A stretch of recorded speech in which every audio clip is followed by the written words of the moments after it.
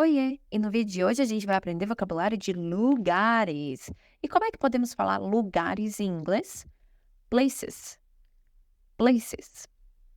Parque, park, park.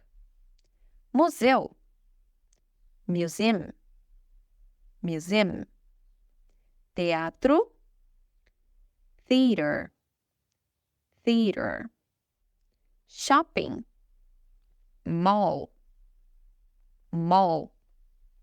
Aeroporto, airport, airport. Estação de trem, train station, train station. Terminal de ônibus, bus station, bus station. Praia, beach, beach. Lago, lake, lake. Rio, river, river. Cachoeira, waterfall, waterfall. Biblioteca, library, library. Escola, school, school. Faculdade, college, college. Universidade, university, university. Hospital, hospital, hospital.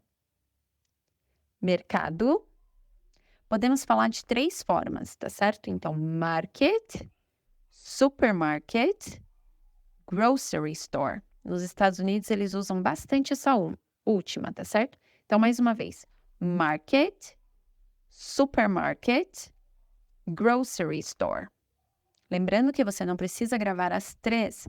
Grave uma para você usar, porque eles vão entender qualquer uma que você usar, mas quando eles falarem com você, você já entende. Feira, farmer's market, farmer's market. Cinema, cinema ou movie theater. Cinema ou movie theater. Igreja, church, church. Parque de diversões, amusement park, amusement park. Parque aquático, water park, water park. Estádio, stadium, stadium. Bar, bar, bar. Farmácia, drugstore, drugstore. Posto de gasolina, gas station, gas station. Banco, bank, bank. Loja, store, store. Loja de roupas, clothing store, clothing store. Livraria, bookstore, bookstore. Salão de beleza, hair salon, hair salon. Barbearia, barbershop, barbershop. Restaurante, restaurant, restaurant. Pizzaria, pizza store, pizza store. Às vezes, eles usam pizza place também, certo?